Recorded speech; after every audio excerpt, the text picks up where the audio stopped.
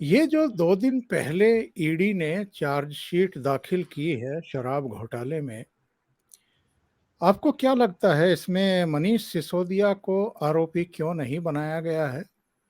दूसरे, उनकी जो जमानत की अर्जी है उस पर कोर्ट ने कहा है कि 12 अप्रैल को हम उस पर सुनवाई करेंगे और चार्जशीट जो दाखिल हुई है इस पर 14 अप्रैल को वो विचार करने के लिए उन्होंने कहा है, संभवतः संज्ञान लेने की बात होगी। लेकिन एक ईडी ने इनकी जमानत का विरोध करते हुए महत्वपूर्ण बात कही है। ईडी का कहना यह था, 5 अप्रैल में जब सुनवाई हो रही थी इनकी जमानत पर, तो उसका कहना यह था कि सिसोदिया के खिलाफ जो जांच चल रही है बेहद महत्वपूर्ण पड़ाव पर है और उन्हें मामले में नए साक्ष्य मिले हैं। क्या चार्जशीट में अभी भी सिसोदिया का नाम इसलिए नहीं आ रहा है कि कुछ और पुख्ता जानकारियां जुटाई जा रही हैं या कोई और कारण है? बिल्कुल सही कहा सर आपने कि देखिए, मैंने पिछली बार भी जब सिसोदिया का नाम नहीं आया था फर्स्ट चार्जशीट में, एक्यूज में इनका नाम था जब 13 लोगों की जो लिस्ट आई थी, लेकिन जब उसके बाद चार्जशीट आई थी तो तब उसमें भी सिसोदिया साहब का नाम नहीं था। तब भी आम आदमी पार्टी ने खूब उछल उछल के ये कहा था कि देखिए चार्जशीट में नाम नहीं है, सिसोदिया बेगुनाह है, इसको छोड़ देना चाहिए, ये जबरदस्ती तंग किया जा रहा है।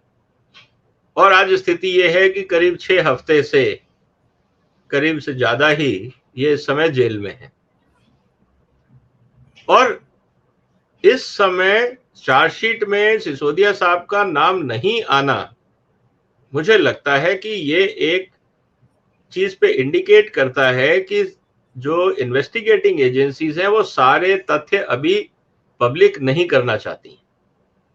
उसको वो क्रॉस वेरीफाई कर रहे होंगे, उसको वो अभी फर्दर जांच कर रहे होंगे, क्योंकि देखिए सर, ये मुद्दा जो है ना, ये पॉलिटिकली बहुत सेंसिटिव है। तो कोई भी ऐसा कदम जांच एजेंसियां नहीं करना चाहती जिससे कल को कोर्ट में उनके खिलाफ एविडेंस इकट्ठे हो या ये कहा जाए कि ये आधी अधूरी कच्ची पक्की जांच है और सिसोदिया को आप बरी कर दें। तो जो पूरा माहौल बना है वो बिगड़ जाएगा। वो जो कहते हैं कि एक जो आधार लेके कार्रवाई शुरू हुई है वो सब डिफ्यूज हो जाएगी, सारे एक्यूज्ड बरी हो जाएंगे।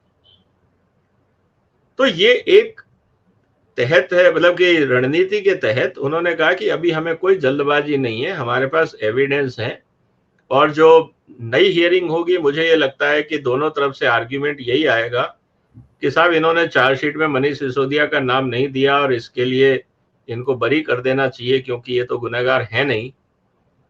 लेकिन ईडी या बाकी इन्वेस्टिगेटिंग एजेंसीज की तरफ से मुझे लगता है अपील में यही कहा जाएगा कि सर इस समय बहुत निर्णायक दौर पे हैं और अगर अभी हमने इनको छोड़ दिया तो ये जाके सारे एविडेंसेस और लोगों को या तो इन्फ्लुएंस करेंगे या डिस्ट्रॉय करेंगे।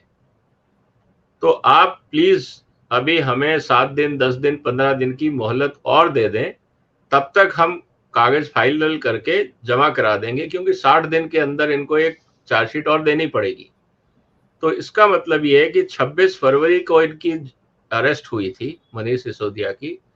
तो जहां तक मुझे लगता है 26 अप्रैल से पहले शायद एक और सप्लीमेंट्री चार्जशीट ईडी की तरफ से फाइल हो, ये मेरा गेस्टिमेट है। बाकी तथ्य हमारे सामने नहीं है, तो इससे ज्यादा मैं अभी कुछ नहीं कहूंगा। दूसरे मैं ये जानना चाहता हूं, अभी मनीष सिसोदिया का एक लेटर अरविंद केजरीवाल ने अपने ट्विटर हैंडल पर डाला और उस लेटर में कुछ नहीं था प्रधानमंत्री नरेंद्र मोदी की डिग्री को लेकर के, उनकी पढ़ाई को लेकर के टिप्पणियां की गई थी, जिस तरह की टिप्पणियां पिछले कुछ समय से अरविंद केजरीवाल और उनकी पार्टी के नेता कर रहे हैं।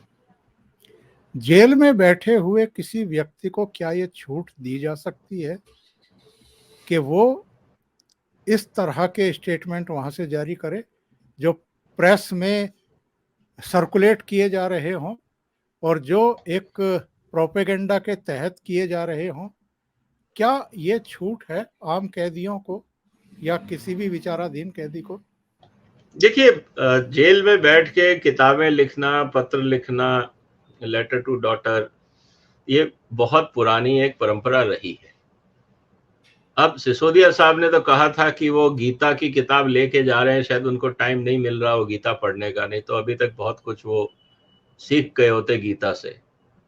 लेकिन वो सिर्फ शायद एक कहने का तमाशा ही होगा कि साहब मैं देखो कितना उच्च विचार का इंसान हूं, मैं गीता लेके जा रहा हूं। लेकिन जिस तरह से स्टेटमेंट आ रहे हैं और जिस तरह से आर्ग्यूमेंट्स चल रहे हैं, मुझे नहीं लगता कि गीता का असर उनके विचारों पे हो रहा है, क्योंकि learning should lead to change in behaviour.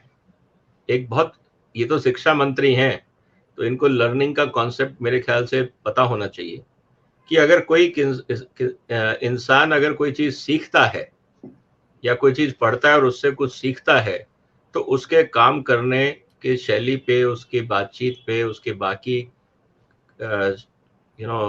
Approach of life है, उसमें फर्क आता है। तो गीता में बहुत कुछ ऐसा है कि अगर इसको उन्होंने समझा होता तो शायद ये बहुत कुछ सच की तरफ बढ़ते, अपने झूठ को शायद कबूल कर लेते, या जो भी है कुछ और ज्यादा दार्शनिक बातें करते, ना कि प्राइम मिनिस्टर की डिग्री को लेके, क्योंकि इसका कोई आधार है नहीं। अब आप अगर ये कहें कि प्रधानमंत्री शिक्षित होता तो देश के लिए अच्छा होता, तो सर चीफ मिनिस्टर तो शिक्षित है, तो फिर घोटाला कैसे हो गया? जी जी। तो सवाल तो ये है कि शिक्षा का और घोटाले का कोई डायरेक्ट कोरिलेशन है क्या, कि जो जितना शिक्षित होगा उतना ज्यादा बड़ा घोटाला करेगा? ऐसा भी नहीं है। लालू जी के टाइम पे उनकी सरकार में घोटाला हुआ तो वो तो शिक्षित नहीं थे। अरविंद केजरीवाल के टाइम पे हर डिपार्टमेंट में इन्वेस्टिगेटिंग एजेंसीज को घोटाला दिख रहा है। तो शिक्षा का अगर इस्तेमाल सिर्फ घोटालों में ही करना है, तो फिर भी तो बेहतर है कि देश का मंत्री और शिक्षा मंत्री या देश के प्रधानमंत्री या चीफ मिनिस्टर सारे इलिटरेट हो, तो बेहतर है, कम से कम घोटाले तो कम हो, क्योंकि बाकी चीजें तो ब्यूरोक्रेसी समझा देगी। तो कहने का मतलब ये है कि ये जो तथ्य इन्होंने उठाया है डिग्री का, ये एक और हताशा में की गई बात है, क्योंकि क्या प्रूव करना क्या चाह रहे हैं? अगर ये कहते हैं देखिए प्रधानमंत्री टेक्नोलॉजी अगर समझते तो ये सब नहीं होता। सवाल यह है कि प्रधानमंत्री ने सबसे पहले आके सारे अकाउंट्स खुलवाए, सारी ऑनलाइन सर्विसेज करी, सारी पेमेंट किसानों की और जो बेनिफिशियरी थे उनकी डायरेक्ट बैंक ट्रांसफर करी, डीबीटी करी। वो सब टेक्नोलॉजी था। और मेरे ख्याल से सबसे ज्यादा टेक्नोलॉजी सेवी प्रधानमंत्री पूरे कैबिनेट में वो खुद ही हैं। एक आधा मंत्री और कोई होगा बाई क्वालिफिकेशन, लेकिन अगर देखा जाए एज ए पॉलिटिशियन तो जितना टेक्नोलॉजी सेवी ये खुद है, मुझे नहीं लगता और कोई होगा, पहली बात। लेकिन जो आईआईटी का पढ़ा हुआ मुख्यमंत्री है, जबकि दिल्ली इलेक्ट्रिसिटी रेगुलेटरी कमीशन ने कहा था कि आपको जो बिजली के बिल का भुगतान करना है सब्सिडी के रूप में, आप डायरेक्ट डीबीटी करिए ना, आप कंपनियों को क्यों कर रहे हैं? तो इन्होंने वो नहीं किया, इन्होंने कंपनी को दिया, जिसका 315 करोड़ रुपए सालाना का घोटाला है। तो आपका टेक्नोलॉजी जानने का फायदा क्या अगर आपने उसका यूज नहीं किया और वो आप गलत पिलफरेज में डाल रहे हो? तो सिसोदिया साहब के अपने तथ्यों का कोई आधार नहीं है। ये एक फ्रस्ट्रेटेड आर्ग्यूमेंट है और तथ्यों पे नहीं खड़ा होता है। चाहे आप डिग्री की बात करें, चाहे प्राइम मिनिस्टर की टेक्नोलॉजी की बात करें, अगर आप उसको कंपेयर करेंगे तो मुझे लगता है कि ये अपने खुद ही अपने वक्तव्यों पे खड़े नहीं रह पाए।